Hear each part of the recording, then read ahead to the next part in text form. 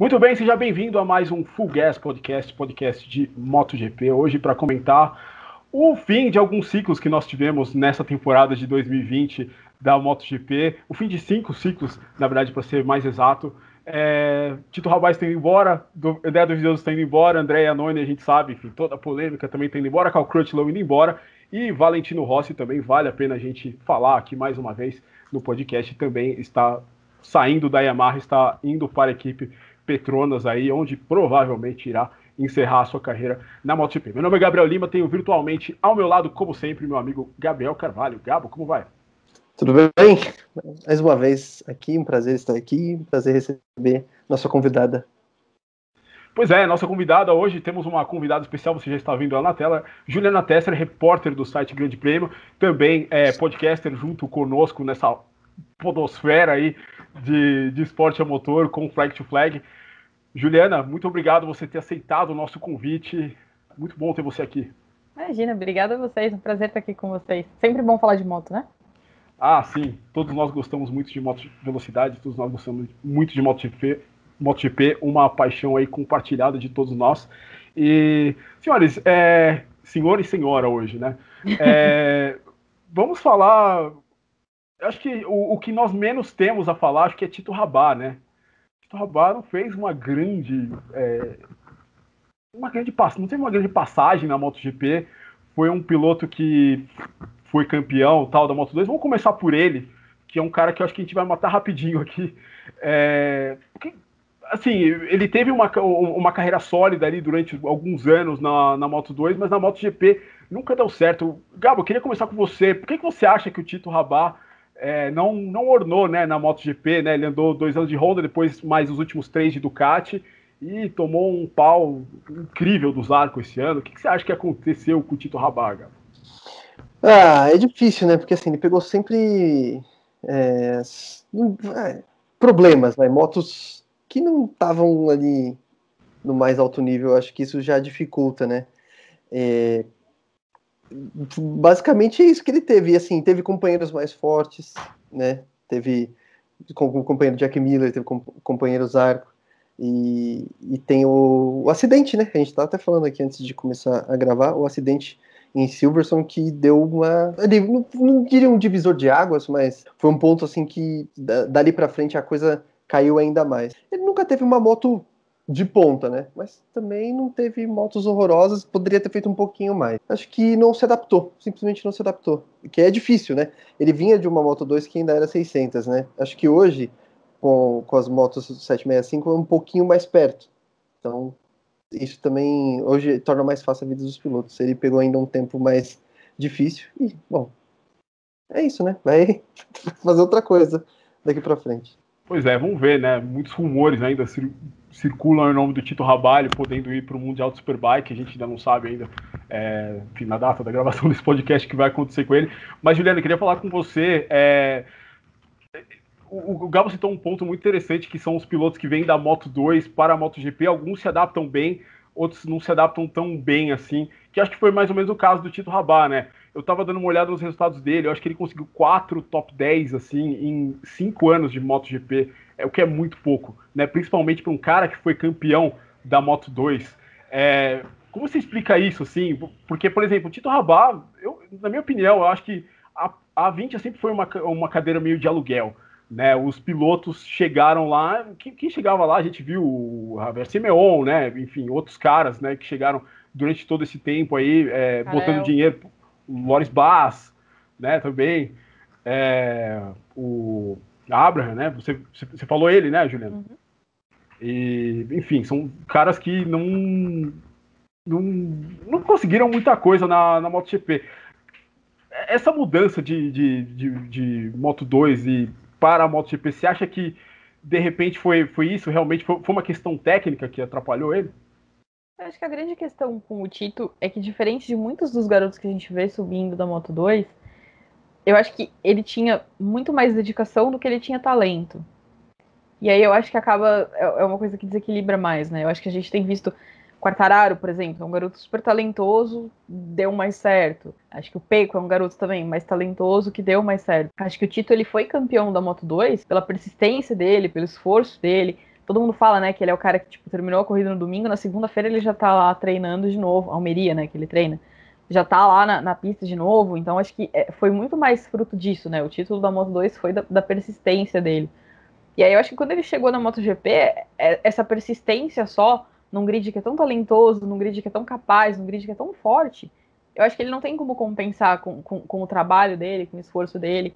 E acho que a 20 que deu certo com o Zarco é muito diferente da 20 que ele encarou na maior parte do tempo da carreira dele, né? E o Zarco tinha uma espécie de apoio ali da Ducati que o Tito não tinha. Então eu acho que também tem essa diferença, né, no ambiente que ele tava. O próprio dono da 20 não esconde que tá lá porque a galera tá lá por dinheiro mesmo. Ele falou muito claramente sobre isso quando ele falava, né, do debate com o Valentino Rossi para dar o lugar do Luca Marini. Tipo, é só pagar. Então, é mais ou menos isso, né? A família do Tito tem dinheiro, né, uma joalheria e tal. Uma joalheria conceituada, fina, cara e tal. Então, a gente sabe de onde vem a grana. Mas eu acho que a questão do Tito é muito mais isso. Ele é um cara muito mais esforçado do que talentoso. E eu acho que nem sempre, num grid tão complicado, né, tão forte, eu acho que o esforço não compensa tudo. E ele pegou uma entre-safra, né, na Moto2, né, porque tinha ido embora já o Marques, tinha ido embora o Posto Pargaró, tinha ido embora o Iannone, tinha ido embora o Scott Redding, e aí sobrou um ano ali pro Tito Rabat, né, o Maverick Vinhares fez um ano só de Moto2, naquele ano exatamente que o Tito Rabat foi campeão, e meio que o Tito tava na melhor equipe, né, que era a Marco VDS, e tinha um companheiro de equipe que tinha algumas, que é um cara também esforçado, mas que também não é nada demais, que era o Mika Kallio, e enfim, deu tudo certo para o Tito Rabat, e o Tito Rabat vai embora pela porta dos fundos aí, né, enfim, como a gente falou, o acidente dele realmente em Silverstone em 2018, né, como o Gabo citou, né, quando ele caiu ali na curva Stowe e o Franco Morbidelli, a moto do Franco Morbidelli veio e pegou ele em cheio, a perna dele, ele mesmo disse que parecia um S ali na caixa de brita, foi uma fratura muito séria, e o Tito Rabat, depois disso, nunca mais recuperou o mojo ali que ele estava mostrando durante aquela temporada. Enfim, acho que não tem muito mais o que a gente falar sobre o Tito Rabat. O Tito Rabat, infelizmente, não fez 5 anos de MotoGP, mas foi companheiro do Zarco esse ano, com o Zarco andando bem, e o Jack Miller, enfim, vencendo aquela corrida em Assen. O Tito Rabat era o companheiro dele, e o Tito Rabat não fez nada próximo disso naquela época. Vamos agora para um outro piloto que esse sim é um talentosíssimo piloto, mas que fora da pista não era aquele cara, que era o Andrea Iannone. Né? O Andrea Iannone, esse ano, tudo bem, ele não se despediu da MotoGP esse ano, porque a última corrida dele não foi esse ano, mas o Iannone não correu essa temporada exatamente por conta do problema de doping, né? Esse negócio sofrido no GP da Malásia do ano passado, quando ele supostamente comeu uma carne num restaurante, e a carne tinha eu até anotei o nome aqui, drostanolona. O esteroide anabolizante, né? Que faz você perder peso e tonificar os músculos, né? Enfim. Se você for na página do Instagram do Andrea Iannone, estávamos comentando, inclusive, antes da gravação do programa. Se você for lá, você vai entender que o Andrea Iannone é um cara vaidoso, né? Ele gosta ali de publicar suas fotos seminu ali no seu feed do Instagram. E, enfim, o Iannone foi pego no antidoping e a defesa do antidoping dele foi ridícula, na verdade. Eles não colocaram absolutamente nada, né, a defesa dele, não foi atrás do restaurante, não falou de onde veio a carne, não foram atrás, não fizeram nada. E o Iannone aí tá fora do motociclismo, foi suspenso por 4 anos, até 2023 ele está fora do motociclismo. Agora eu queria começar com você, Juliana. O Iannone é mais um daqueles casos de piloto super rápido que a gente não vai ver, ou a gente nunca vai ver onde o cara vai chegar, não vamos ver mais, porque o Iannone, enfim, não vai mais voltar para o MotoGP, muito provavelmente. É mais um desses casos que a gente lamenta por ter sido privado assim, de ver um grande talento brilhando, na sua opinião? Eu acho que ele é um cara que não soube ter as rédeas da própria carreira, né? Eu acho que o Iannone é muito doido para os padrões aceitáveis do esporte. A gente tem imagens maravilhosas, né? Dele quebrando vidro de carro, porque ele trancou o carro com a chave, ele dançando em cima do capô do carro. Talvez o Iannone tenha sido incompreendido pelo resto do mundo, entendeu? Vai ver, ele estava certo e o resto do mundo estava errado, mas eu acho que ele é um caso muito particular, assim, da maneira dele ver a vida, das coisas que ele faz, né? Tipo, fumar cigarro eletrônico no avião, sabe? Eu acho que o Iannone ele é esquisito, cara. A gente tá falando do Instagram dele. Nem sempre ele é sexy, nem sempre ele é vulgar, às vezes ele é só esquisito mesmo, mas ele gosta disso, né? Ele gosta dessa visibilidade. Eu acho que isso pegou contra ele, né? No primeiro julgamento, no julgamento da FIM ainda, o advogado dele mencionou, né, que o promotor ficava mostrando foto dele de cueca e tal. Eu e o Gabo, a gente já teve algumas conversas antes de uma foto maravilhosa. Quem não viu, veja no Instagram dele, onde ele tá usando uma meia no joelho e de cueca. É a coisa mais bizarra que eu já vi na vida. Não sei o que ele tava querendo fazer com aquilo. Mas, sei lá, eu espero que a carreira dele como modelo dê certo, né? Que pelo menos nessa ele consiga decolar. Acho que o Iannone precisa de prudência, né? Acho que se a gente pensar um pouco, às vésperas do julgamento por doping, ele foi num bar que chamava The Doping Club. Verdade. É verdade, é verdade. Eu acho que alguém precisava. Eu gosto muito de quando veio aquele momento, assim, o anúncio de que os irmãos Iannone iam cuidar da carreira de Romano Fenati, sabe? Qual a probabilidade disso dar certo, gente? Pelo amor de Deus, é o caos tomando conta da tempestade. Imagina, não tem o menor sentido uma coisa dessa. Alguém precisa botar freio no Iannone, não ele tentar dar freio em alguém. Quem sabe se o Iannone vivesse nos anos 70, 60, ele fosse ser um grande piloto, talvez um campeão mundial, mas hoje em dia esse estilo de vida não é o estilo de vida de um piloto de alto nível, né? Sei lá, ele podia ser muito amigo do James Hunt, por exemplo, acho que ia podia dar legal. Podia ser o Barry Sheen, né? Imaginou, podia ser legal, Iannone, Sheen e Hunt juntos, assim, devia ser legal. Mas pros padrões atuais, eu acho que talvez ele tenha nascido mesmo na década errada, né? Talvez um pouco antes, assim, tivesse sido grande campeão e tal, mas para os padrões atuais eu acho que sobrou o modelo e faltou o atleta. Exatamente. E, Gabo, assim, a minha opinião sobre o Iannone ele é top 3 em termos de talento do grid da MotoGP, se a gente for colocar ele no grid atual.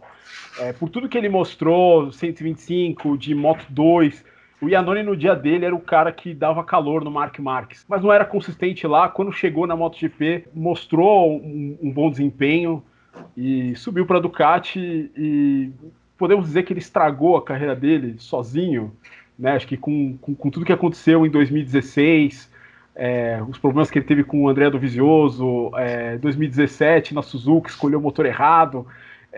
O Iannone enterrou o próprio buraco dele antes mesmo desse doping, você acha, Gabo? Sim, não tem. Você já deu toda a história aí, pô. A gente tava fazendo aqui o gesto, né? Provavelmente o Grande Prêmio da Argentina, né? Imagina eu. Um momento maravilhoso, né? Mais marcante da carreira dele. Esse era o momento que eu queria ser uma mosquinha e entrar dentro do box da Ducati para ver o que eles conversaram, cara. 2 pilotos italianos, o box inteiro italiano. Cara, e italianos, assim, né? A gente vê pela própria Ferrari na Fórmula 1, eles não são bons com gestão de crise, né? Imagina o que foi aquele box daquele dia. Eu fico me perguntando se teve conversa. Eu acho que tiveram até que separar, sei lá. Porque, então, pô. Mas o Iannone, ele. A gente sabe que para chegar lá, como a gente estava falando, mesmo quando você tem muito foco, você precisa juntar o foco e o talento. A gente estava falando do Tito Rabat, que era muito foco, dedicação, mas faltou talento. O Iannone é o outro lado. Sempre teve muito talento, mas nunca teve foco. Nunca teve foco. Porém, em 2016, eu cheguei a pensar que ele seria o cara que ficaria na Ducati. Eu também. E, inclusive, quando foi anunciada a decisão, eu fiquei meio assim, nossa, mas Dovizioso. Eu via o Iannone ainda com mais possibilidades, pelo talento que ele tinha, mas faltou foco. O Iannone é o oposto do Rabat. Ele sempre teve muito talento, faltou foco. E aí começou a se preocupar com outras coisas, né? A questão da vaidade, que vocês citaram, de querer, né, combinar meião com cueca, essas coisas. E claramente não estava dando certo nem essa parte. Usa essa foto na capa do episódio, por favor. Não estava dando certo nem a parte de moda e nem a parte de competição. E ele foi indo cada vez mais pro buraco, né? Porque assim, a Suzuki ainda poderia ser ainda né? Tanto que a Suzuki cresceu ao ponto de De ter o ano que teve em 2020. Podemos dizer que exatamente, o substituto do Iannone foi o campeão mundial desse ano. Mas ele errou lá no motor, né? Já ferrou. Cara, eu acho que ele não combina com a filosofia da Suzuki. Não. Porque ele tava completamente fora do lugar ali, entendeu? Acho que a Suzuki pegou aquele cara porque assim, sei lá, tô precisando de alguém aqui, vem esse mesmo. Tá no mercado, vou tentar. Mas eu acho que ele nem ornava, assim, com o ambiente, Eu também acho que não. Eu também acho que não, mas assim, o Iannone é um piloto que sempre teve potencial. Valia a pena naquele momento você entrar com o Rins chegando, né, da Moto2, você trazer um líder de projeto, o Iannone, né, que enfim, já estava na Ducati, já tinha vencido corrida, né, mas realmente não ornou, não deu certo. Como líder não deu muito certo, né? Ele escolheu o motor errado no início do ano e destruiu a temporada da Suzuki inteira. Ou talvez, né, a gente pode pensar do outro lado. Se não tivesse sido aquele erro, porque eu tava lá em 2017 em Valência, e eu me lembro do Brivio falando, né, que como eles tiveram esse problema com o motor, e aí eles já não tinham mais as concessões, eles tiveram que olhar para outras partes da moto e desenvolver outras partes da moto. Então que eles entendiam que para 2018, se eles acertassem o motor, eles estariam mais fortes. Então de repente foi isso, né? Tipo, o Iannone, ele viu mais lá na frente que todo mundo, entendeu? Ele errou no motor, deu a chance de desenvolver o resto. O time técnico da Suzuki. Entendeu? Daí eu tô falando, ele foi incompreendido, porque na hora que a moto tava bonitinha, só botou o motor ali, trabalho do Iannone. Alguém devia dar um pedaço do título para ele, porque claramente ele pensou... Não, na verdade, ele fazendo a besteira dele, botou a Suzuki no caminho certo. Exatamente. Porque assim, talvez tenha sido o que precisava, né? Porque eu acho que às vezes as equipes ficam sempre assim, não, olha, meu motor, preciso desenvolver o motor. A gente vê isso muito na Yamaha, né? A Yamaha sempre fala, o meu motor tem problema. Ok, mas então tenta, né? O seu motor tem problema, todo mundo sabe, tenta melhorar do resto. Então talvez tenha sido isso a Suzuki, ela foi obrigada a melhorar o resto, já que o motor ela estava ferrada mesmo. Então talvez tenha sido isso, né? Ele ajudou do jeito torto dele a desenvolver uma parte que talvez não tivesse sido tão bem olhada se ele tivesse acertado na escolha do motor, né? Porque talvez um motor mais forte teria disfarçado outro tipo de deficiência. Então na hora que tinha um motor ruim, vamos olhar para o outro lado. Então, talvez tenha sido uma contribuiçãozinha dele ali. Fazendo uma grande bobagem. O Iannone é engraçado, né? Porque a gente fala muito dessa corrida da Argentina, mas não foi só essa corrida, né? Se a gente for lembrar, a primeira corrida de 2016 ele caiu sozinho também. Né? Se a gente for lembrar, ele também bombardeou o Lorenzo lá na Catalunha, né? E, enfim, cometeu Silverstone. Sim, cometeu outro. Ele estava sempre no topo, né, da estatística de queda. Ele estava sempre ali brigando pela ponta, né? Fez a corrida inteira em Jerez, aquela vez com um mapa de chuva, com a luz ligada na parte traseira da moto. Enfim. O Iannone é um caso especial, entendeu? É um caso muito especial. E é engraçado, a gente fala muito do Iannone. Se você pega uma foto do Iannone em 2015 e pega uma foto dele hoje, ele mudou muito a aparência, a fisionomia dele. Mudou pra caramba. Né? Ele é outra pessoa hoje em dia, não só com, enfim, as cirurgias que ele fez no rosto, né? As tatuagens. Eu gostei muito da história de que ele foi fazer. Eu não lembro que ano foi, acho que não foi no ano passado que ele fez uma cirurgia estética. Tipo assim, ele teve o inverno inteiro para fazer a cirurgia, e aí ele decidiu fazer assim, tipo, uma semana antes da pré-temporada, e aí ele chegou lá, não estava bem. 2019, tá? Cara, pelo amor de Deus, sabe? Ele é maravilhoso. Como é que aquele cara faz isso, sabe? Tipo, né, tirei férias, vou fazer no começo das minhas férias, não esperar uma semana para voltar a trabalhar. Não, vou ali fazer uma cirurgia estética. Você citou uma entrevista, uma experiência com o David Brivio. Eu tive uma experiência com o André Iannone em 2017 também, na Áustria. Foi um ano depois de ele ter vencido a corrida. E o debrief do Iannone foi uma das coisas mais bizarras que eu já estive na minha vida. Eu acho que eu nem contei a história pro Gabo também. O debrief do Iannone era inteiro em italiano, e se você fizesse alguma pergunta em inglês, ele respondia em no máximo 5 palavras. Assim. Era uma coisa. E te olhando com o cara. Ele já olhava mal pros caras. Ele olhava pro chão, dando entrevista, assim. Cara, é um cara também que não. Esse lado da ativação também não era o forte dele, né? Por incrível que pareça, né? É um cara que é tão vaidoso, mas que ele não se doava para as pessoas, né? Para os jornalistas. Ele não era o ele não era ele era um piloto muito talentoso, mas ele não era um cara muito aplicado tecnicamente e também não era um cara aplicado fora da pista, né? E isso, no fim das contas, é um negócio que não dá certo. É que uma coisa é você postar uma foto, você não precisa falar nada, uma foto para pedir biscoito, para pedir, né, usar a linguagem dos tempos modernos, publicar uma foto na sua rede social para pedir biscoito. Outra coisa é você ter que responder pergunta, ainda mais. Bom, o Iannone nunca foi um as falando inglês. Pelo Isso contrário. também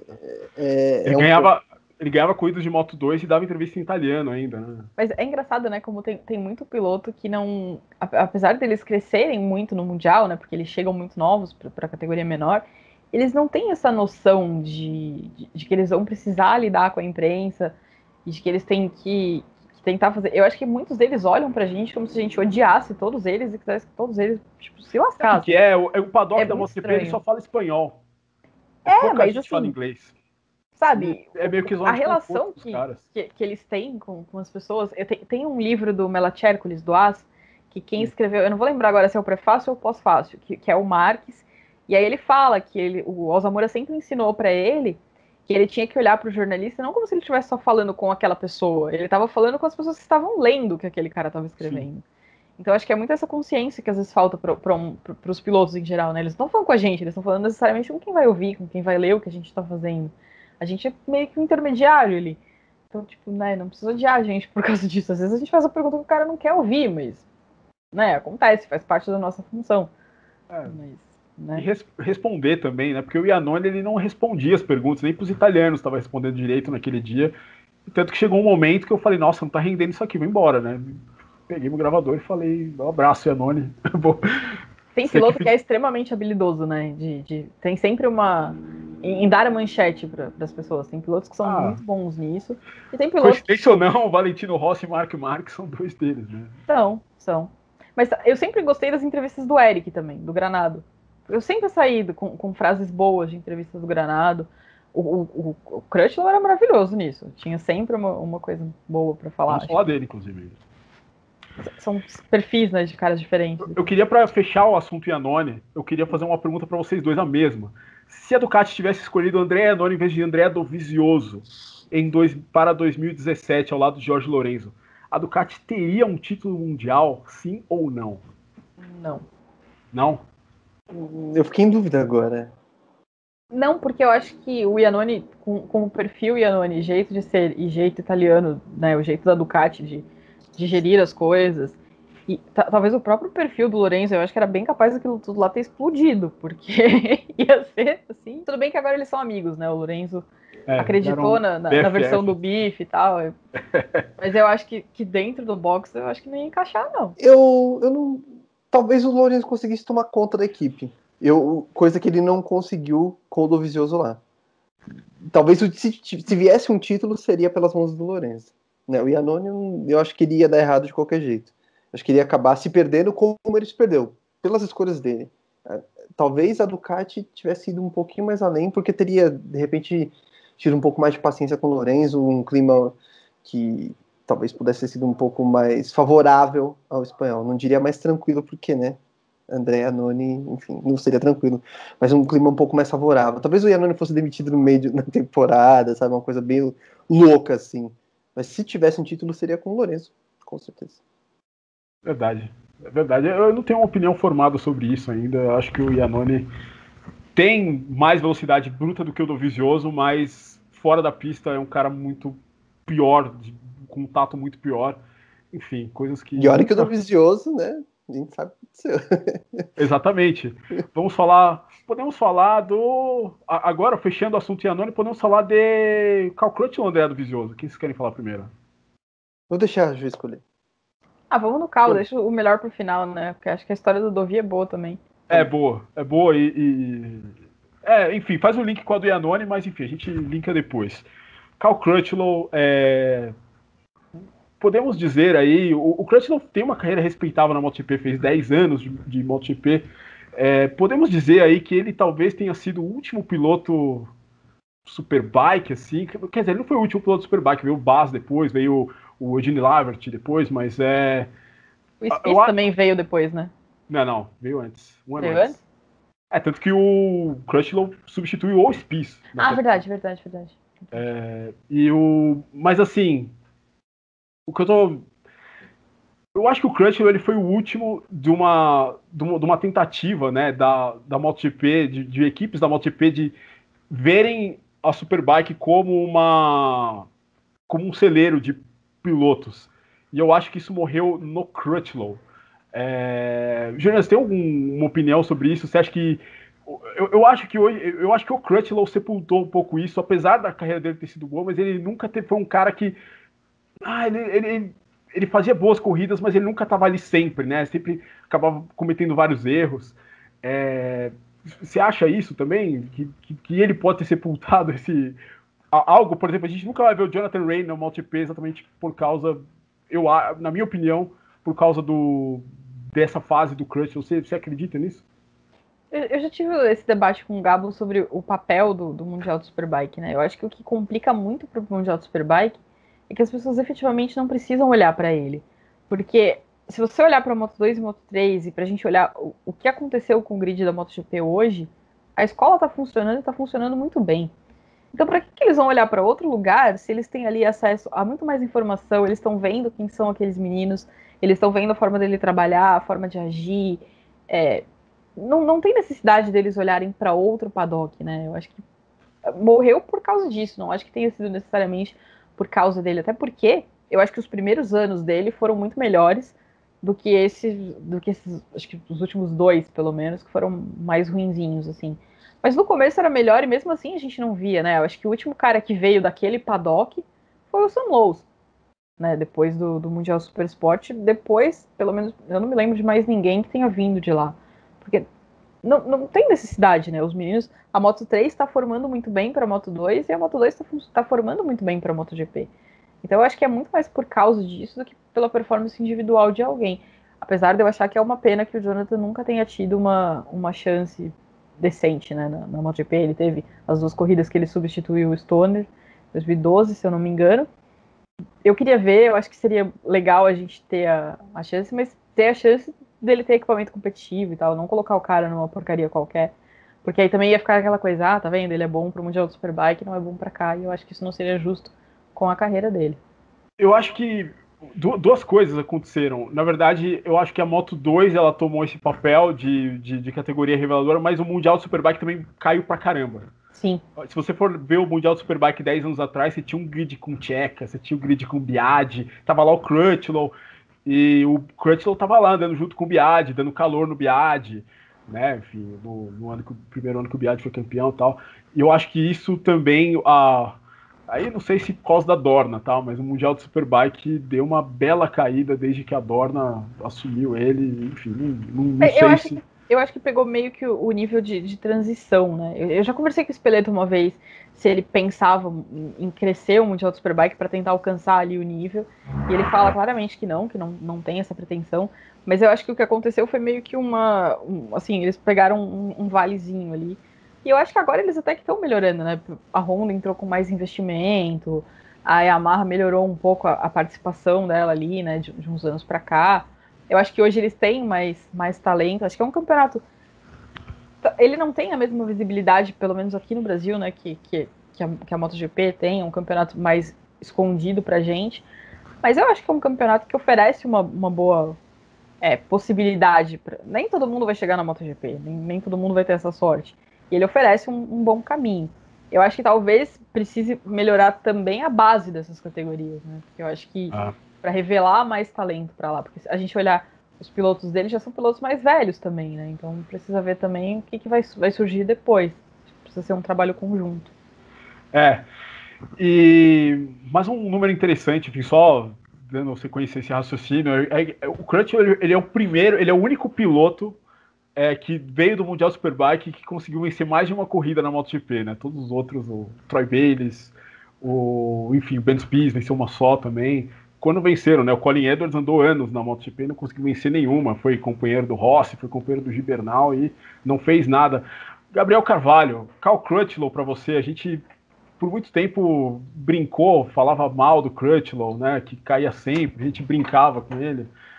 Mas é um cara que teve tem um histórico respeitável na MotoGP. Foi o britânico a conseguir vencer uma corrida 35 anos depois do Barry Sheehan, né, naquele GP da República Tcheca lá de 2016. Depois ainda venceu mais 2 provas. Deixa um bom legado na MotoGP, não, Gabo? Deixa, ele teve uma carreira digna. Também foi um cara que, assim, ele sempre estava ali nas equipes, né, fora do bolo. O único ano que ele teve, como piloto que teria uma chance um pouco maior foi o ano 2014 com a Ducati, mas foi o pior ano dele, foi um ano muito ruim, ele não conseguiu fazer basicamente nada, e quando ia conseguir fazer, caiu, né, que foi lá na Austrália. Então, assim, essa corrida é um absurdo. Ele nunca estava ali na beira de uma chance que ele pudesse ser consistente, sabe? Ele sempre tinha algum problema, sempre tinha alguma dificuldade. Se não fosse na moto, era dificuldade física, ele também sofreu, né, um pouco com a parte física. Mas é um cara que teve uma carreira muito digna. Vai fazer falta dentro e fora da pista, o Crutchlow. Só a maré de azar dele, que acho que o pessoal deve estar dando graças a Deus que saiu do paddock, né? Porque absolutamente Por que maré de azar? Cara, tudo acontecia. A abelha entra no capacete. Ele macacão, macacão. Foi no macacão, verdade. Ele corta o dedo cortando queijo. Ele vai fazer teste de Covid, ele torce o tornozelo. Nossa, isso enquanto ele se recuperava de uma cirurgia na mão. Eu acho que o problema do Crutchlow é que ele precisava de um banho de sal grosso para conseguir, pelo menos, tentar se encaixar. Mas eu acho que, diferente, por exemplo, se a gente olhar hoje qual é a estrutura da Yamaha, né, para a equipe satélite, é uma chance que ele não teve moto do ano, né? Enquanto ele estava lá, era um sistema diferente, eles usavam sempre moto defasada e tudo mais. O ano que ele foi para a Ducati não era a Ducati que é hoje, era uma Ducati muito diferente. Então ele também não teve a melhor chance. Talvez os anos de Honda, que foram, obviamente, os melhores obviamente não, porque ele foi bem na Yamaha também, mas eu acho que foi onde ele teve mais apoio. Eu acho que a Honda não encarava ele como um piloto para ganhar corrida. Eu acho que ela encarava mais assim, ele tá aqui para desenvolver a moto.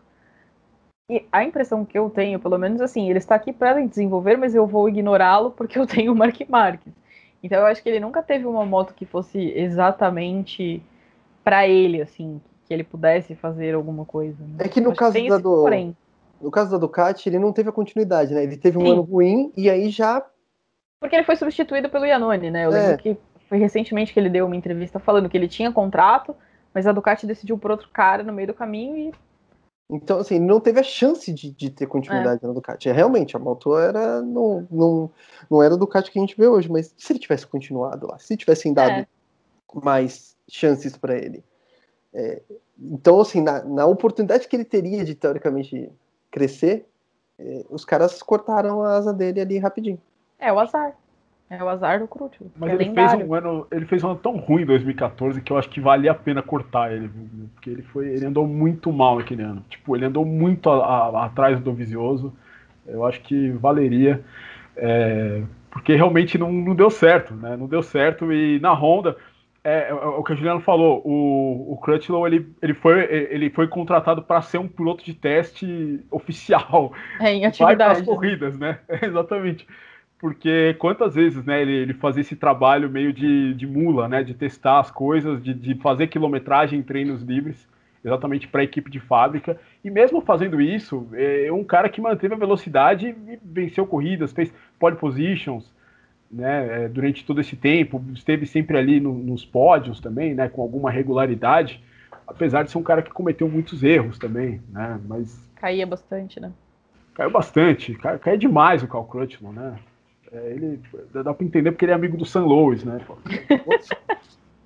Dois aí que curtem cair, o Gabriel Carvalho é um fã de Sam Lois. Era um fã de Sam Lois, porque hoje em dia ele não tem mais aquele estilo bonito, né? De freada, de sair com a moto. Era disso que eu gostava. Então, agora com a eletrônica da Moto 2 fica um pouquinho mais difícil de fazer isso. Mas ele fez um bom ano esse ano, vai. Fez um bom ano, fez um bom ano. Se fosse a lesão, talvez ele fosse campeão. Não, ele se lesionou uma semana depois de cair sozinho numa corrida que ele poderia ter vencido facilmente. Mas o que eu gosto do Crutchlow é que, assim, pelo menos do jeito que eu vejo, ele tá encerrando do jeito dele, né? Porque eu acho que ele teria a opção de continuar, ele poderia ter ido pra Aprilia, por exemplo. Acho que pra Aprilia ele seria um ganho e tanto, porque eu acho que a Aprilia precisa de alguém capaz de ajudar o Alex no desenvolvimento na moto. Acho que ele seria uma ótima opção. Mas ele decidiu, né? Ele preferiu ficar em casa com a família dele, com a filha pequena. E eu acho legal quando a pessoa tem essa opção de ela decidir, né? Não porque eu fiquei sem alternativa, não porque eu não tinha outro lugar pra ir. Acho que é legal ele poder encerrar a carreira dele nos termos dele. E uma coisa que a gente não falou, o Crutchlow também ele é um personagem muito legal fora da pista, né? É um cara que sempre que deu boas declarações, né? Sempre tratou muito bem a imprensa, né? Um cara que Sincericida. Meio sincericida, mas um cara fora da caixa, assim, que fala o que pensa. Hoje em dia, né, nesse mundo corporativo atual, assim, é uma característica louvável, assim, pro cara que é fã, né, pro cara que gosta de saber o que o piloto tá pensando. O Cal Crutchlow, enfim, precisamos de mais pilotos como ele fora da pista, assim. Verdade. Era um bom embaixador para o esporte. Vamos falar agora de Andrea Dovizioso, que foi companheiro de Cal Crutchlow, não só na Tech 3, como também na equipe Ducati. André Dovizioso, que se o Crutchlow tá saindo numa boa, o Dovizioso acho que não tá saindo numa boa, né? Talvez o ano feito para o Dovizioso ser campeão, talvez fosse 2020, sem o Marques, mas a temporada foi um completo desastre, a gente pode dizer, mesmo ele terminando em quarto. O quarto lugar é um desastre para o Dovizioso, né? E para a Ducati. Queria saber de vocês. O que será que poderia ter sido feito para isso não ocorrer, né? Porque o Dovizioso ele claramente ainda está nos seus anos de ele ainda é um bom piloto, mas infelizmente eu não direcionei a pergunta para ninguém, mas enfim, quem quiser responder, por que assim, né? É um cara que merecia um pouco mais, eu acho. Eu acho que é exatamente esse o problema. Eu acho que ele merecia mais do que ele teve da Ducati. E eu acho que é a Ducati que azedou o clima lá dentro a um ponto de as coisas não andarem. Eu acho que o Dovizioso. Acho que a gente conversou sobre isso mais no começo do ano, Gabo. Acho que se dependesse, sei lá, se eu fosse chefe da Ducati, eu teria renovado com ele na primeira oportunidade. Eu acho que o fato da Ducati ter demorado, né, prolongado essa negociação, e eu acho que a própria maneira como eles trataram o Petrucci, né, tipo, contrata o cara num ano, depois não deixa nem o cara estrear, já demite ele. Eu acho que o Dovizioso se sentiu desvalorizado com a chegada do Lorenzo. E aí tem o documentário da Red Bull, né, que mostra os bastidores de 2019. E eu acho que ali fica muito claro o que aconteceu, né? Eu acho que a Ducati, em algum momento, sei lá, se ela sonhou com outra pessoa, não sei, mas ela decidiu que ela queria um piloto passional, sendo que tipo, a única coisa que funcionava nela era o piloto racional que ela tinha. E aí ela começou a insistir nessa coisa de, não, eu quero alguém passional, alguém passional, alguém passional, e deu tudo errado. Eu acho que é muito mais responsabilidade da Ducati do que dele. Ele tá no quarto lugar, é muito mais demérito dos outros do que o mérito dele, porque ele fez uma temporada péssima, né? Não tinha muita razão para ele estar ali. Então, e nesse documentário da Red Bull é interessante ver quem era contra o Dovizioso ali, né? Que era muito claro, né? Que era o Gigi Dall'Igna, que realmente não ia muito com a cara do Dovizioso. E acho que esse Gabo, acho que foi o grande... o que fez o Dovizioso, na verdade, não dar certo, ou então ter tido só uma chance de título na Ducati, né? Foi o fato, talvez, do Dall'Igna e o Dovizioso não conseguirem, né, trabalhar juntos, né? Da maneira que o Dall'Igna, por exemplo, conseguiu trabalhar com o Lorenzo quando era da Aprilia, né? É mais ou menos isso, né? E provavelmente surgiu uma mágoa ali quando o Lorenzo não ficou, né? Porque o Lorenzo era o queridinho do Dall'Igna, né? Sempre foi. A ideia de trazer, né, o Lorenzo, já trabalhou comigo, aquela coisa toda, né? Já fomos campeões, vamos fazer tudo de novo, vamos dominar o mundo. E aí tinha o Dovizioso lá, e o Lorenzo e o Dovizioso, né? Não se bicam. Combinação não deu certo. nitroglicerínica. E aí quem saiu foi o Lorenzo. E aí o Daniel falou, pô, eu queria esse cara aí, o cara, né, vai levar a moto. Ele acreditava que era o cara que levaria a moto ao título. E nunca acreditou. Ao trazer já o Lorenzo, é uma coisa que já mostra, ó, eu não acredito em você, eu vou trazer o Lorenzo porque eu acho que você, Dovizioso, não vai me dar o que eu quero. que é o título. Vai ficar falando, a moto precisa andar mais em curva. Precisa andar mais em curva, não, cara. Ó. Ela precisa de um piloto bom. Era essa a treta, né? Digamos assim. Mas eu não sei, o ano do Dovizioso não foi bom. Eu acho que. Eu falei disso já em outros episódios aqui. Às vezes me parece que o Dovizioso também é um pouco teimoso de não buscar referências externas, sabe? De o que os outros estão fazendo. Ele me passava essa impressão, sabe? Eu não tô lá para saber.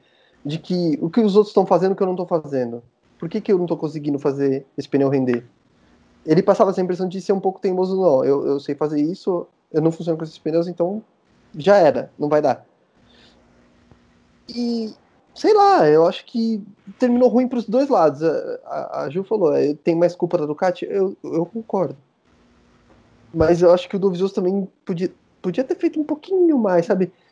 Ele parece ser um cara que não tem muita paciência. Quando eu olho ele no documentário da Red Bull, ele é um cara que não tem saco para as coisas. Eu tô muito ansiosa pra ele efetivamente contar o que aconteceu, né? Também. Porque ele foi bem elegante, né, nesses últimos meses e tal. Ele sempre falou que, não vou falar e tal. Só vai comentar depois da temporada. Eu tô super ansiosa pra dar 31 de dezembro, porque daí acaba o contrato, daí ele vai poder falar, pra ele poder contar pra gente o que aconteceu, né? Porque eu acho que tem muito ali do incômodo dele com a contratação do Lorenzo, porque, cara, bem ou mal, onde a Ducati chegou hoje, ela chegou por causa dele. Porque, assim, ele foi o único cara que teve paciência, né? Quando deu errado com o Rossi, ele foi o cara que apareceu, que pegou a moto. E, assim, a gente nunca viu, pelo menos eu não me lembro, do Dovizioso tá dando grandes declarações de, tipo, a moto é uma tragédia absoluta e tal. Eu acho que ele sempre foi bem elegante, tipo, apontando os pontos onde ele...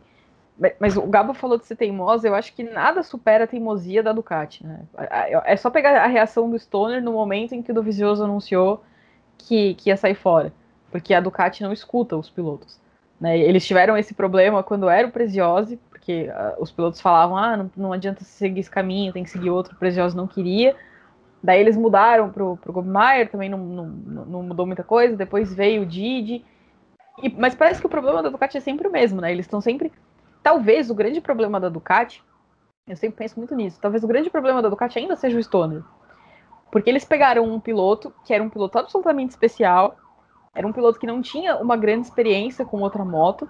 Então, a partir do momento que você dá uma moto para alguém que não conhece muito de outras motos e tal, ele consegue pilotar qualquer coisa. E aí ele fez dessa moto campeã. Então eles chegaram à conclusão que, assim, nossa filosofia está certa, nós somos campeões, a gente pode fazer. E eles simplesmente insistiram na tecla de que eles sempre têm razão. Então talvez seja esse o problema deles. Eles estão sempre procurando um novo Stoner, um novo milagreiro, mas eles não têm a paciência de esperar o milagre. Talvez a Ducati tivesse sido campeã esse ano se ela tivesse sido paciente com o Lorenzo. Porque daí o Lorenzo não teria ido embora, e aí talvez esse ano ela tivesse sido campeã. Talvez ela tivesse sido campeã com o Lorenzo no ano passado. Mas ela não teve a paciência de esperar. Então eu acho que é por isso que eu falo que é muito mais um problema da Ducati. Porque eu acho que a Ducati precisa olhar para ela também e entender onde ela tá errando. É muito fácil para ela chegar e falar assim, olha, o Rossi não deu certo por isso, o Lorenzo por aquilo, o Dovizioso por aquilo, o Iannone por aquilo. Tá bom, mas e o seu papel? Né? Você tá sendo um empregador agradável? Você tá deixando seus funcionários felizes? Você tá dando para eles o que eles precisam? Porque isso é importante também, né? Eu sou muito da filosofia de que gente feliz trabalha melhor. Então, tipo, você tem que criar pelo menos um ambiente minimamente saudável para o cara poder render. E a impressão que eu tenho é que eles não fizeram isso em 2020 em nenhum dos lados do box. É só ver que os melhores resultados vieram com gente que não estava dentro do box da Ducati. É verdade, é verdade. O Jack Miller realmente, no final do ano, foi o cara que tomou aí para si, né, esse protagonismo da Ducati.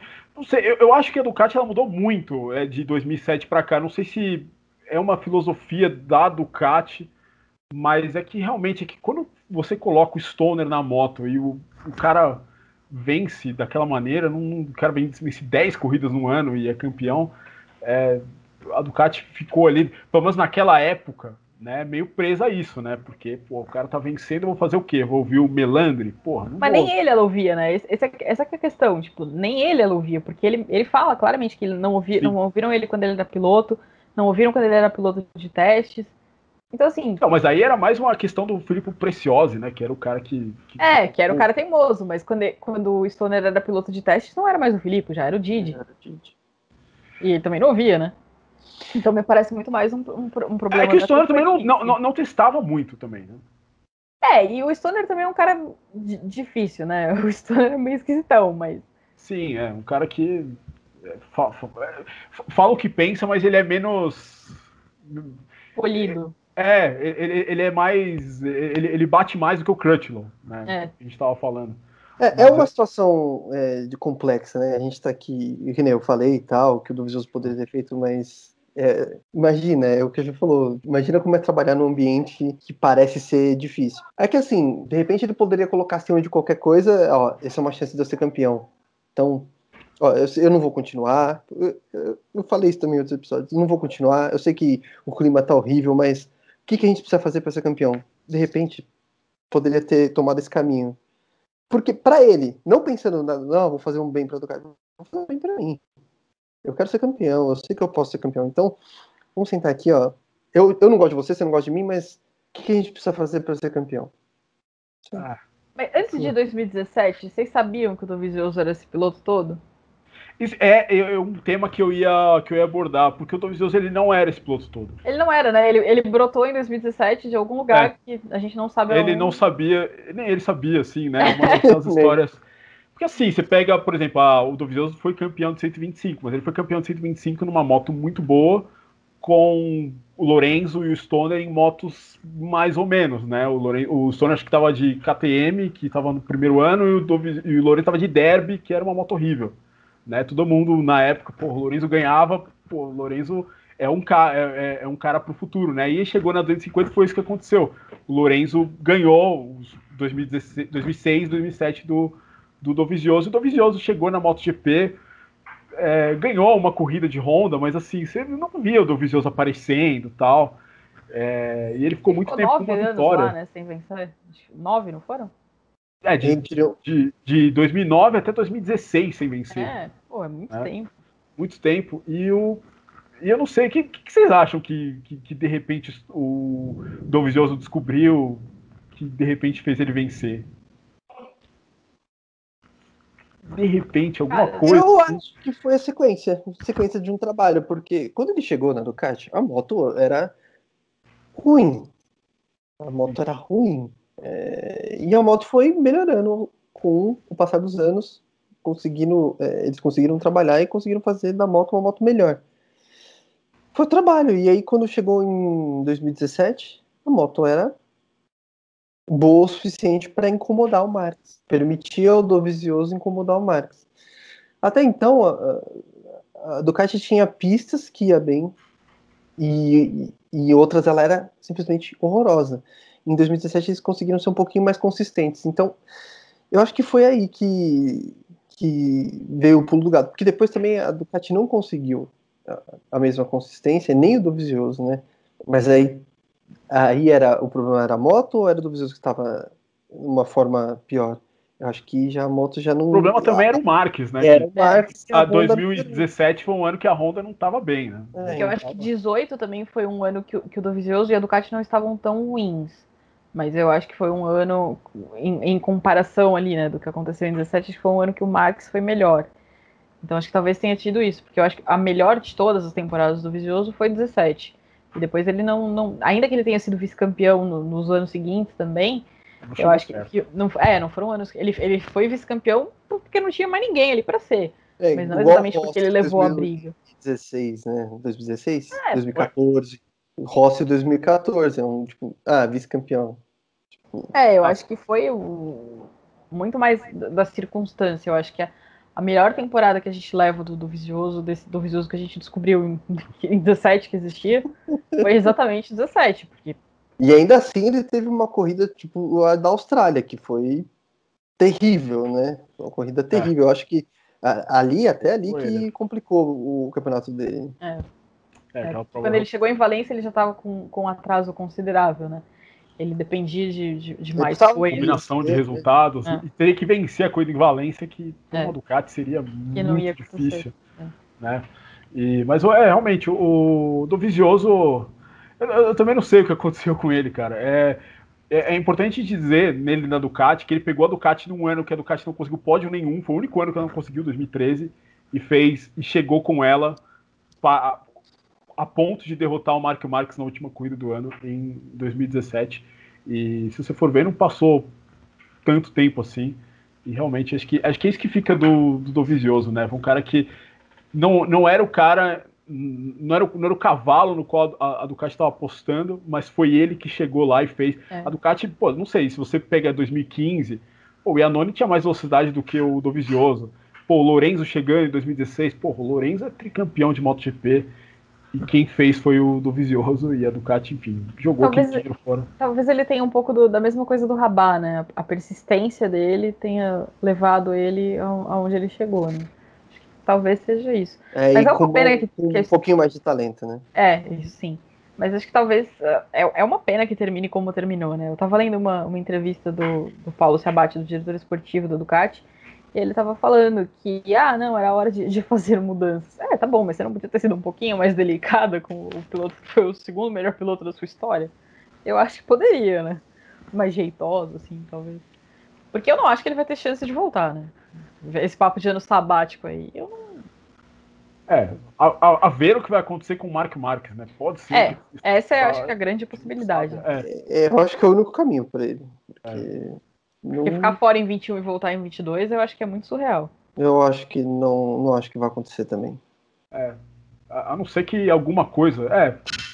É muito difícil realmente, também concordo com vocês. Enfim, André Dovizioso, o cara que vai fazer falta, um piloto dos últimos anos, dos mais importantes da MotoGP, e enfim, uma carreira longeva, e uma carreira, inclusive, né, a curiosidade, ele nunca perdeu uma corrida por lesão, né, ele fez todas as provas desde 125 até essa última, esse GP de Portugal, né, ele começou em 2002, Japão, 2002 até esse GP de Portugal, nunca perdeu uma prova em, 19 anos.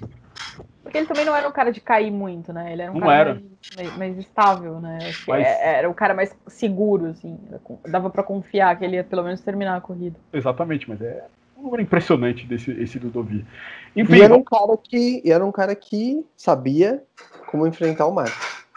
Sabia, né? No duelo corpo a corpo, que a gente pode dizer assim. Venceu todos menos um, né? Do Marques, né? Na última curva, né? Que como aconteceu várias vezes, e foi muito corajoso, né, de entrar, né, nesses duelos assim.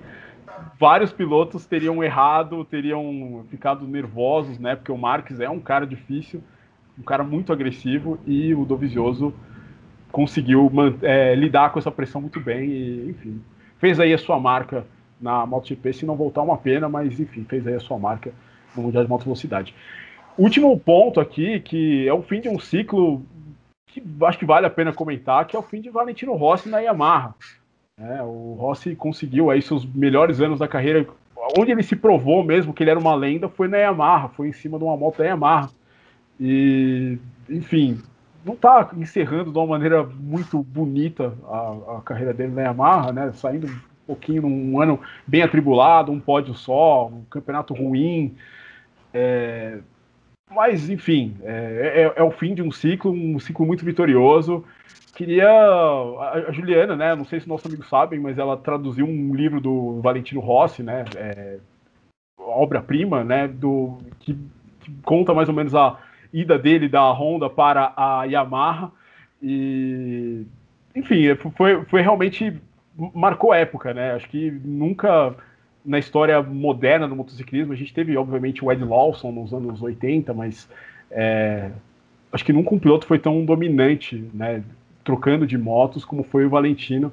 E mesmo nessa segunda parte, né, o Rossi mostrou do que ele é feito, né? Ele ficou um ano andando mal ali e depois disputou um título, né, 2 anos depois. E, enfim, o que você pode falar pra gente o que você acha, assim, desse fim aí de casamento do Rossi com a Yamaha? Foi, enfim, um dia acontecer, mas não sei se foi no momento certo também. O Rossi, não sei, o que você acha? Porque eu, para ser bem sincero, assim, eu acho que o Valentino perdeu um pouquinho o timing, acho, de repente sair da MotoGP, na minha opinião. Cara, eu não concordo muito que seja um fim de casamento, porque eu não acho que dá pra dissociar a história de Valentino Rossi e Yamaha, né? Você comentou do livro, o Enrico Borghi conta os primeiros 7 anos, né, que foi a primeira passagem dele inteira com a Yamaha. E por razões óbvias, claro, eu sou bem apaixonada nessa história, porque eu acho que é uma coisa que que mudou mesmo a imagem da MotoGP, né? Eu me lembro que quando eu fiz a tradução do livro, ele termina com uma declaração do Valentino, ele fala, né, do amor dele por essa moto e tal. Eu acho que isso é a coisa mais bonita dessa história, né? O quanto eles se encontraram, porque era uma coisa que, se desse errado, ia ficar ruim para a Yamaha, porque não serviria de desculpa, que eu acho que foi muito o que aconteceu quando ele foi para a Ducati, né? Quando ele foi para a Ducati, ele anulou qualquer desculpa que a Ducati tinha, porque antes ela podia falar, eram os nossos pilotos, mas a partir do momento que você coloca alguém que venceu tudo que ele venceu, tá na cara que o problema tá na moto. E esse foi o risco que a Yamaha correu. Né? E quando a gente pensa assim, alguém não vai querer o Valentino Rossi, lá atrás a Yamaha não queria, ela tinha essa dúvida, né? Porque ela achava que ele era um cara que não ia falar pela marca, que não ia representar a marca, que ele ia defender os interesses dele, não sei o que lá.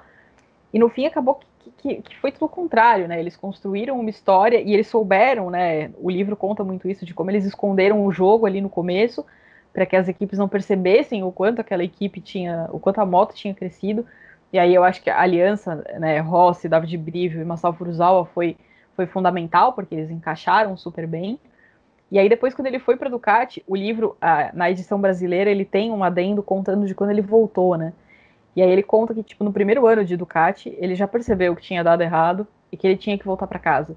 E aí o que ele fez foi ligar para o Furuzawa, e o Masao conta que o Valentino vive atrasado, que ele tá sempre atrasado e que ele nunca te avisa que ele tá atrasado.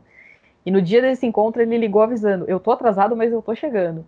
E ele falou, ali eu já percebi o que ele queria. Ele queria ajuda para voltar. E foi exatamente isso que ele fez. E a proposta do Valentino foi, volta comigo. E aí o Furuzawa falou para ele assim, não, eu tô aposentado e eu não vou me desaposentar. Mas ele foi embora também por uma série de circunstâncias, né? A Yamaha, durante um tempo, foi levada a acreditar que ele iria trocar a MotoGP pela Fórmula 1, e aí ela tentou garantir o futuro dela, e não tá errada, acho que ela fez o que ela tinha que fazer, e aí ela foi e contratou o Lorenzo. E aí quando ela descobriu que ele ia ficar, ela tinha o Lorenzo, e ele não queria um cara que quisesse se impor na equipe, né? Ele preferia alguém que fosse mais mansinho, que não quisesse palpitar e tal, tipo o Colin Edwards, né? O tipo Valtteri Bottas da vida dele. E aí Com certeza. a situação ali não ficou muito boa, e ele entendeu que ele estava sendo desprestigiado e tal. E aí ele tinha essa coisa, uma aventura italiana e tal. Deu super errado, e eu acho que a Yamaha foi maravilhosa com ele, e acho que com ela e com a história da MotoGP, de dar essa segunda chance, né? Eu acho que ele tinha fechado a história muito bem, né? Ele tinha fechado, curiosamente, com 46 vitórias, né, na primeira passagem pela Yamaha, mas depois voltar e construir. E de certa forma, ele tá meio que caindo para cima, né? Porque a SRT foi super bem no ano passado. Então, ano passado não, nesse ano, né? Não tem por que dizer que ele tá indo para um lugar ruim. Ele tá indo para uma boa equipe, para continuar tendo apoio de fábrica, então é esquisito. Eu acho que é muito mais esquisito a gente não ter o time dele, os mecânicos dele. Eu acho que vai ser muito estranho não ver, tipo, o Alex Briggs. Eu pelo menos, sempre me diverti com o Briggs no Twitter, contando das coisas. Às vezes até dicas de viagem, né, das coisas que eles faziam em hotel para secar roupa e tal. Acho que o Briggs sempre foi um dos meus personagens favoritos. Eu acho que isso é muito mais estranho da gente não ver. Vai mudar o uniforme, mas de certa forma tem até um quesinho poético, né, dele competir, dele ser companheiro de equipe, de um cara que é um pupilo dele, né, de um cara que ele ajudou, talvez um dos primeiros garotos da academia. E ter a chance de correr com o irmão, né, eu acho que de certa forma isso também vai ser uma coisa muito legal para talvez fechar um ciclo, a gente ainda não sabe até quando ele vai, né, é um contrato de 1 ano. Mas eu acho que é uma história bonita demais. É uma história que valeria um filme, não é? Certamente, certamente. O Valentino, acho que dos pilotos, assim, realmente ele foi um cara que botou o sarrafo do carisma lá em cima, né? Porque é um cara sem igual. Você falou essa história dele tocando a Honda pela Yamaha. Tem uma história engraçada, o Neil Spalding, né, que é aquele guru técnico da MotoGP, conta que o Rossi fez alguns testes para a Honda no final de 2003. A Honda tinha um problema muito sério em 2004, que eles tinham uma balança que gerava muito chatter, né, muita trepidação e tal.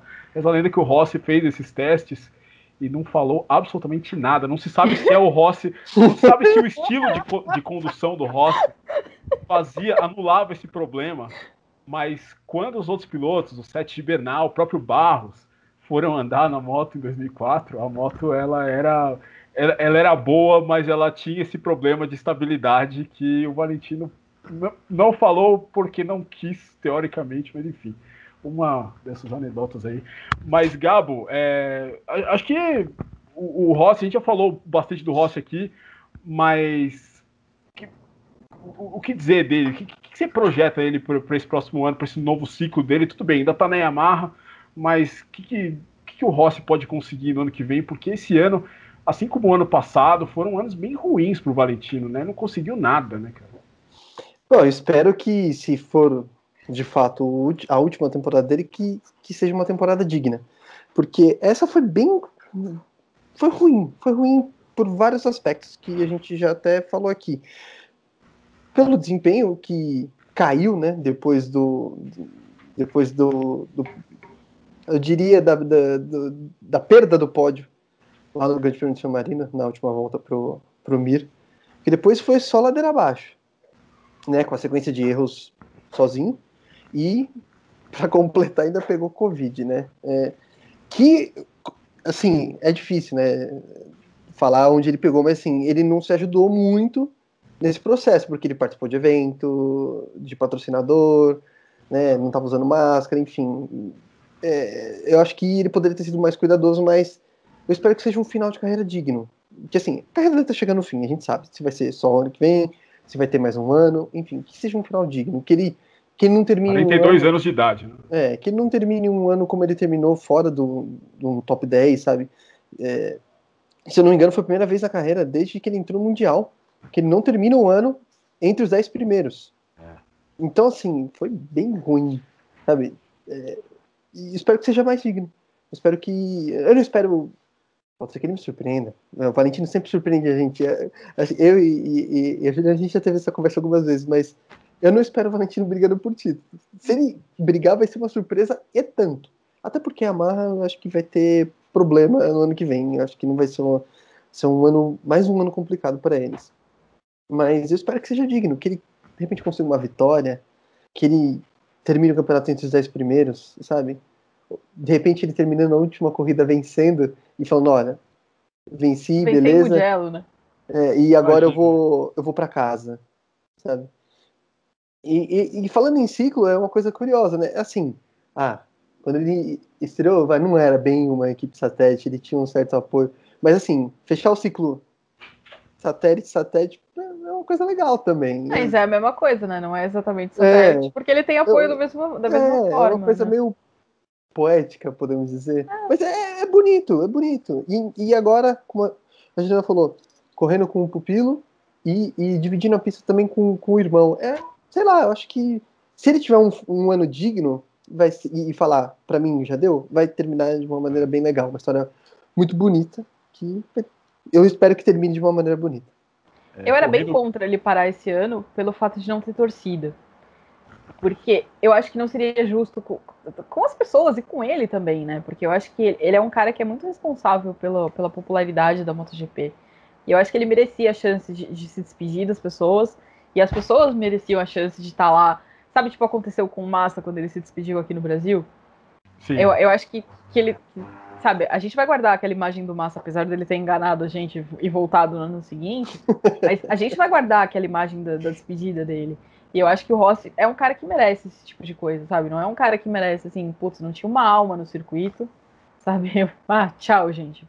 Fazer o quê? Ele vai mandar um se ele vence a SMS? corrida, se ele vence a imaginou? corrida, vai comemorar com quem? Que nem o pódio em Jerez, que ele ficou... Foi Jerez?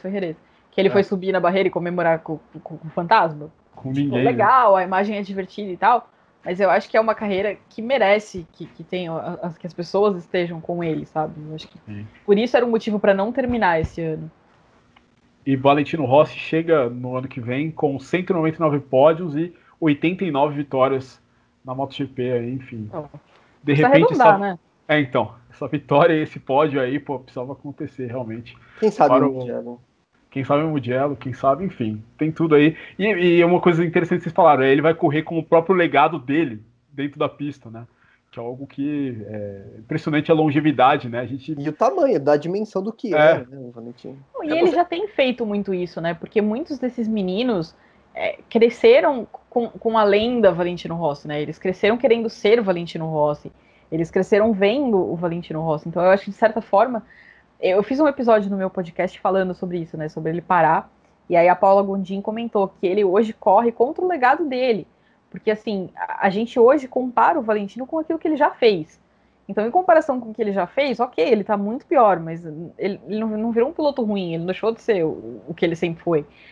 Só que, assim, ele botou o patamar tão lá em cima que hoje qualquer coisa menos que ele faça, pra gente fica, nossa, olha que horror. Tipo, e não, eu acho que esse ano, por exemplo, antes dele entrar nessa fase do cair 3 vezes, peguei coronavírus e a moto quebrou, ele vinha numa temporada muito melhor do que ele fez no ano passado.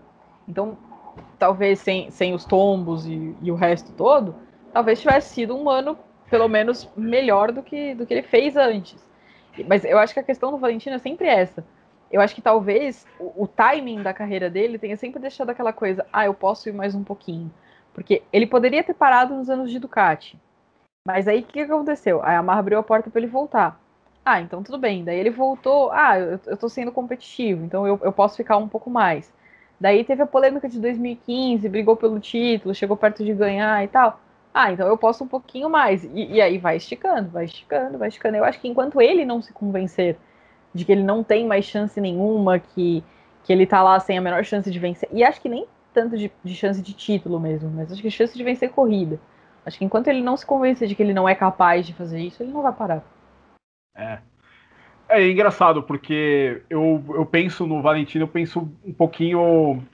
Assim, eu acho que você só vai conseguir saber o quão bons são esses pilotos que estão agora na MotoGP quando eles chegarem na idade do Rossi e você vê realmente o quanto o cara vai estar rendendo, se ele ainda vai estar motivado, porque o Rossi, antes do Rossi, nenhum piloto chegava no motociclismo moderno com essa idade, sendo tão competitivo e ainda conseguindo, tudo bem, o Rossi não teve o ano que ele gostaria, né? Não teve, enfim, as quedas, pegou o Covid e tal, mas de fato o Valentino criou também um novo algo que outros pilotos vão correr atrás também, que é essa longevidade no Mundial de Moto Velocidade, que é impressionante.